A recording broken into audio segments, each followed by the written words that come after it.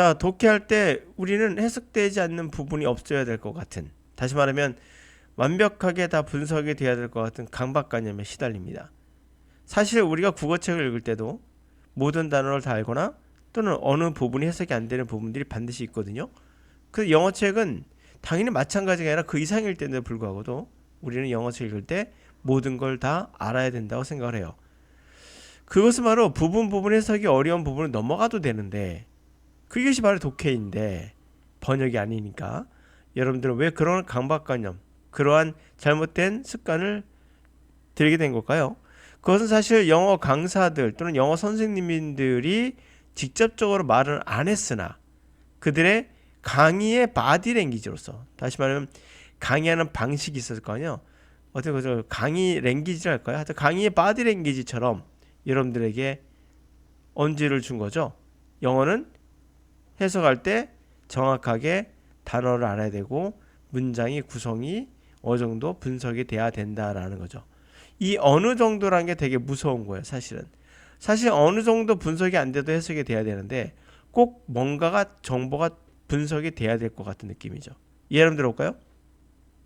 여기서 뭐 consider our definition of gratitude as a specific way of thinking about receiving benefit and giving credit others besides yourself for the benefit. 이 문장 볼 때 consider A 아니면 as B, A를 B로서 생각하자, 이렇게 해서 여러분들이 구조를 보여주면 여러분들은 꼭 알아야 될 것 같잖아요. 이런 거 몰라도 사실은 분석하는데, 해석하는데 도움이 안 되는 것은 아니거든요. 해석이 안 되는 부분도 있을 수 있으나, 그러나 이렇게 분석을 하면서 여러분도 모르게 이거를 알아야겠구나라는 생각에 강박관념처럼 영어 단어에 매달리고 구조에 매달리게 되는 거예요. 이거 해석이 안 된다고 해서 커다란 문제가 생길까요? 그럴 일은 없습니다. 다른 문장들이 뒤에서 기다리고 있으니까, 이와 같이. 그래서 버릴 것은 버릴 줄 알아야 되는데, 우리가 마찬가지로 국어책도 마찬가지 아니겠어요? 바로 일어나서 소설책 한번 펴보세요. 물론 동화책 말고요. 그럼 모르는 단어가 반드시 나옵니다. 모름 해석이 안 되고 무슨 말일까 하는 질문들도 있을 수 있고요. 자, 시작해보죠. 이제 5 myths about gratitude. 고마움에 관한 5개의 신화. Some people claim that gratitude is just about thinking nice thoughts and expecting good things and ignores negativity, pain and suffering in life. 자, 일부 사람은 이렇게 주장하죠. 고마움이란 단지 좋은 생각을 하는 거, 좋은 것을 기대하는 것이다. 그리고 부정적이고 고통스럽고 괴로운 것들은 무시하는 것이다, 인생에서. 이렇게 주장한다는 거죠. They are wrong. 그들은 틀렸다. Consider our definition of gratitude as a specific way of thinking about receiving benefit and giving credit. 아까 읽었던 거죠. 자, 우리의 고맙다라는 것의 정의를 생각하세요. 어떤 구체적인 방법. 바로 그것은 바로 뭐다? 고맙다는 정의는 생각하는 거죠.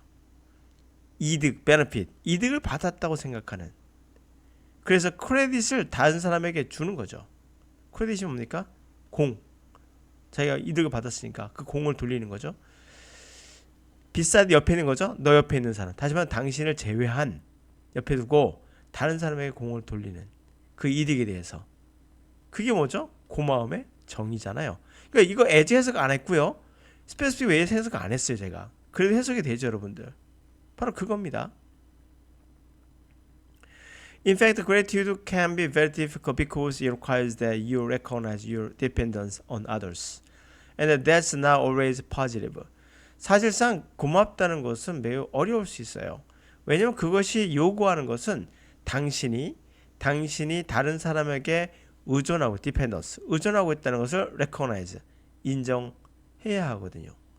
그리고 그것은 항상 positive, 긍정적인 것은 아니죠. 의존한다는 것은 부정적인 거 아니겠습니까? You have to humble yourself in the sense that you have to become good receiver others support generosity. 자, 당신은 당신 스스로 humble, 겸손해져야 돼요. 그러한 의미에서 당신은 좋은 receiver, 다른 사람의 서포트도 받고 다른 사람의 관대함도 잘 받는 사람이 돼야 된다라는 의미에서 겸손해야겠죠. 왜? 받아야 되니까. they can be very hard. Most people are getting givers than receiver. 그거 참 힘들어할 수 있어요. 대부분의 사람들은 받는 것보다는 잘 주는 사람이죠. 받는다는 건 약간 의존적이고 humble, 뭔가 겸손하고 무릎을 꿇어야 될 것 같은 느낌이 들잖아요. 그런 의미에서 얘기하는 거예요. 그래서 리시버보다는 사실 뭐 주는 게 더 잘하는 그런 더 잘하죠. What's more, feeling a gratitude sometimes stir up the related feelings in deadliness and obligation, which doesn't sound like a positive thinking at all. 자, 더욱이 그런 고마움의 느낌들은 때때로 stir up, 휘저어 올린다는 거예요. 관련된 느낌들을 빚진 느낌, 의무감, 뭐 이런 책임감, 뭐 의무 이런 감정을 불러일으키거든요. 뒤집어 엎어요. 휘젓다, stir. 그래서 doesn't sound 어떻게 들립니까? 긍정적인 생각이라고 error, 조금 더 들리지 않는 것들이죠. 빚졌다는 거, 의무가 생겼다는 느낌, 이런 거를 휘저어서 올린다는 거죠. If I am grateful for something you provided to me, I have to take care of that thing. I might even have to reciprocate at some appropriate time in the future.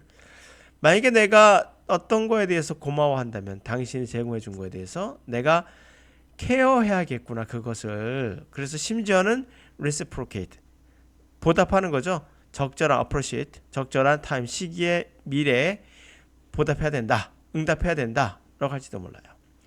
This type of indebtedness and obligation can be perceived very negatively.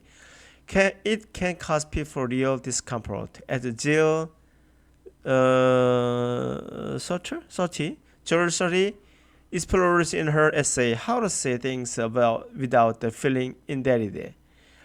그러니까 이 빚졌다는 이런 유형의 빚짐, 또 이런 유형의 어떤 의무, 책임, 이런 것들이 결국에 매우 네거티브하게 받아들일 수 있죠. 그것이 사람들에게 진짜 리얼 컴포트, 불편함이죠. 디스니까 불편함을 야기시킬 수 있어요. 질 셔리는 이 에세이, 그의 에세이에서 이렇게 살펴봤습니다. 어떻게 고맙다고 할 수 있지? 빚진 느낌 없이 이렇게요. The data bear this up. bear, B-E-A-R. 명사할 때 곰이지만 동사할 때 뭐죠? 지니다, 참다 이런 말이죠. 그래서 이 데이터는 이것을 지지하고 있다는 거예요. 참아내고 있다. 그러니까 이 데이터가 이것을 입증하고 있다. 데이터가 뭐라고? 이것을 지지해주고 있다. 견딘다는 게 뭐예요? 지지하는 거잖아요. 그렇게 생각하시면 되겠죠. When people are grateful, they aren't necessarily free of negative emotions. We don't find that they necessarily have less anxiety, or less tension, or less unhappiness. 자, 언제? 우리가 고마울 때, 그들은 반드시, 사람들이 고마울 때, 사람들은 반드시 네거티브한 감정이 free, 없다는 거죠. 자유롭진 않아요. 부정적 감정이 없는 건 아니에요. 우리는 찾지 못했어요. 그들이 반드시 걱정, 긴장, 불행감이 없다는 거죠. 덜하더라. 반드시 걱정도 덜하고 긴장도 덜하고 그리고 불행한 느낌, 불행도 덜하고 뭐 이런 거 없더라. 덜하지 않더라. 이런 것들이 고맙다고 느낀다고 해서. Practicing gratitude magnified positive feelings more than it reduced the negative feelings. 자, 이 gratitude, 고맙다고 practice한 바를 실제 하는 겁니다. 그러니까 고맙다고 표현하는 거였죠. 고마움을 이렇게 표현하는 거. 실제로 고맙다고 하는 거. 이런 것은 magnify는 확대하다거든요. 긍정적인 느낌을 더 많이, 부정적인 감정을 줄이는 것보다도 사실은 긍정적인 느낌을 그냥 더 많이 확대하는 거라는 거, 실제로. 부정적인 감정 줄어드는 건 아니란 거예요. If gratitude were just a positive thinking or a form of denial, you'd experience no negative thoughts or feelings when you are keeping gratitude journal. For instance, but in fact, people do. 자, 만약에 고마움이 단지 긍정적인 생각이다. 고마움이 그냥 긍정적인 생각이야. 아까 말했던 거죠. 또는 이게 좀 어려워요. 부인의 한 형태다 라고 한다면, 이거 나중에 설명할게요. 이게 모른다 가정해 보세요. 자, 이렇게 해석이 안 됐어요. 그럼 멈춰야 될까요? 아까 말씀드린 대로 독해는 완벽함을 추구하는 게 아니에요. 넘어갑시오. 자, 고마움은 단지 긍정적인 생각이라면, 부인의 형태가 아니라면, 그런 거라면, 그런 거라면 당신은 부정적인 생각이나 느낌을 경험하지 않을걸요? 언제? keep journal, 일기 쓰는 거예요. gratitude, 고마움의 일기를 쓸 때, 고마워요, 정말 고마워, 일기를 쓸 때 부정적인 생각이나 부정적인 느낌, 책임져야 될 것 같은 느낌, 그런 거 느끼겠니? 고마움이 단지 생각만이라면, 긍정적 생각이라면, 예를 들어서 그렇다는 거죠. 그러나 실제로는 사람들은 부정적인 느낌을, 생각을 갖고 있다는 거죠. 경험한다는 거죠. 여기서 former denial이 어려웠어요. 이유는 뭘까요? 이게 사실은 앞에서부터 연결돼서 그래요. 뭐랬죠? 요걸 생각하면 되겠죠? 이게 긍정적인 생각이에요. 멋진 생각만 하고 좋은 것만 기대하는 것. 이게 긍정적 생각.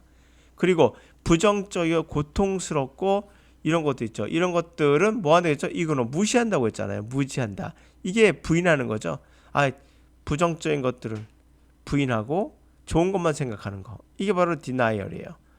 이해가시죠? 그러니까 긍정적인 것만 생각하고 고마움보다 긍정적인 생각이야. 그리고 뭘 고통스럽고 부정적인 것들이 아니라 그걸 부인하는 거죠. denial. 그런 부인의 형태.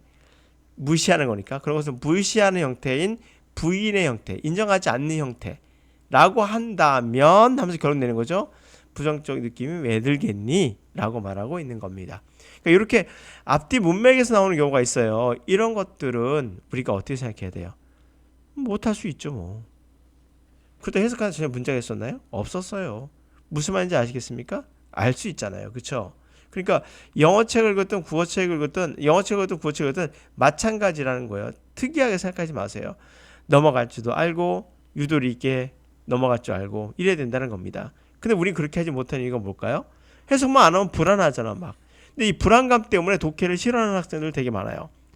불안감을 마음 편안하게 갖고 괜찮아 이런 거 모를 수 있지 뭐. 그 나머지도 해석이 되잖아.